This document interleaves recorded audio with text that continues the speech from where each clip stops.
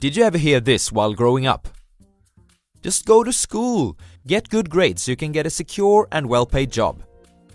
I bet that 95% of you have been raised to believe that this is the road to financial success. I know that I was. And this path might be the most suitable for some people, but definitely not for everyone. In Rich Dad's Cashflow Quadrant, Robert Kiyosaki explains that there are 4 different paths to become wealthy, but some of them are more efficient than others. Takeaway number 1. The Cashflow Quadrant. The Cashflow Quadrant is a simple model that explains that wealth can come from 4 different sources. Which quadrant you belong to depends on where most of your income comes from. The 4 different quadrants are E, the employee, S, the small business owner or self-employed, B, the big business owner, and I, the investor. The employee strives for security. He achieves financial success by climbing the corporate ladder. And you might find him say something like, "I'm looking for a secure job with nice colleagues and great benefits." The small business owner or self-employed, on the other hand, strives for control. He achieves financial success by becoming highly specialized in a demanding field. And you might find him say something like, "I'm looking for a job where I can be compensated well for my skills and time, where I am in charge." The big business owner strives for freedom. He achieves financial success by creating a profitable business system. And you might hear him say something like, "I'm looking for people that are smarter than me to run my business for me." The investor also strives for freedom, but he does this through allocating money to where it has the highest expected return. You might hear him say something like, "I'm looking for a place where my money can work for me in the most profitable way possible." Takeaway number 2. OPT and OPM. The number 1 difference between the left side of the Cashflow Quadrant and the right side is OPT and OPM. OPT stands for other people's time and OPM for other people's money. A person from the B quadrant uses OPT and OPM when he is designing a business system where he can hire people from the E and S quadrants while using money from people of the I quadrant. Typically, he also invests a lot of his own time to kickstart the business, but in the long run, this is not essential, and becoming a more passive owner of the business is possible. A person from the I quadrant uses OPT to generate income from his money alone, and if he's skilled enough, he can typically apply other people's money as well as his own money to scale his investment profits. Herein lies the big difference. People from the E and S quadrants never get to use OPT or OPM. Therefore, the more successful they become in their quadrants, the more money they make, but at the same time, their workload increases. Takeaway number 3. The pros and cons of the quadrants. E, the employee. Pros: reduced financial uncertainty, paid vacation, health insurance and other benefits, and colleagues. Cons: success means more work and less free time. Your performance is often higher than your salary, if you are not a slacker, that is, and colleagues, especially bosses. S, the small business owner or self-employed. Pros: you are your own boss. You're paid according to performance. Cons: success means more work and less free time. And financial uncertainty. You might lose money on this. B, the big business owner. Pros: OPT and OPM. Financial freedom can be achieved very quickly.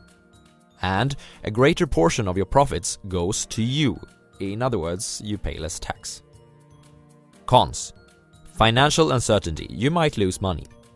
It requires a different set of skills than what school teaches. And you'll have to manage people. I, the investor. Pros: OPT and OPM. Financial freedom can be achieved quickly. A greater portion of your profits goes to you, in other words, less tax. And it can be passive. Cons: financial uncertainty. You might lose money. Takeaway number 4. Breaking the addiction, moving to the right side. So, There are pros and cons with all the quadrants, but the right side is where financial freedom can be achieved the fastest. Therefore, we might ask ourselves, how can we move to this side?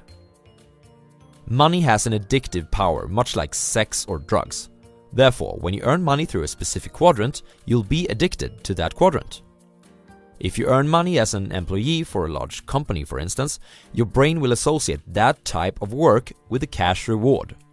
Switching from one quadrant to another becomes more difficult because of this. Moreover, if you've been raised in a family where degrees, job security, paid vacation, and governmental pension has been highly valued, you might have a difficult transition to make. Here are some potential mental obstacles for the conversion. You're taking too many risks. You might fail. Money can't buy happiness anyways.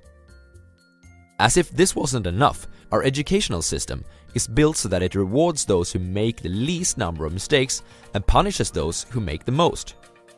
In the B and I quadrants, you must act in the complete opposite way. People who take action will also make the most mistakes, but in the long run, these people will learn more and achieve more as business owners and/or investors. Thomas Edison was criticized for making 1014 mistakes before creating the electric light bulb. In response, he said, "I did not fail 1014 times. I successfully found out what did not work 1014 times." The transition won't be easy, but a great start is to surround yourself with people who have made the journey before and learn from those that are already successful in the B and I quadrants. Takeaway number 5. The 5 levels of investors. According to Robert Kiyosaki, there are 5 different levels of investors.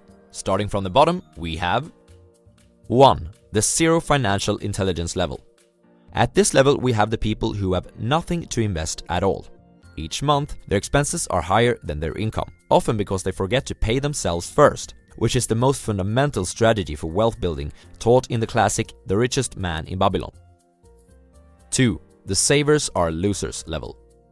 Placing hard-earned money under a mattress or in a low-interest bank account will put you in the top 50% of people financially, but that doesn't mean that it's a solid personal finance plan. Why? Because of inflation. Between 1980 and 2017, the value of the Swedish crown was reduced by 69%, for instance. 3. The I'm too busy level. A lot of people are simply too busy with their careers, family, friends and vacations to dedicate time to investing. They therefore hand over their money to someone else to do it. The problem with this approach is that such a person will never learn how to invest. 4. The I'm a professional level. This is the do-it-yourself investor. He uses his own money and takes his own decisions.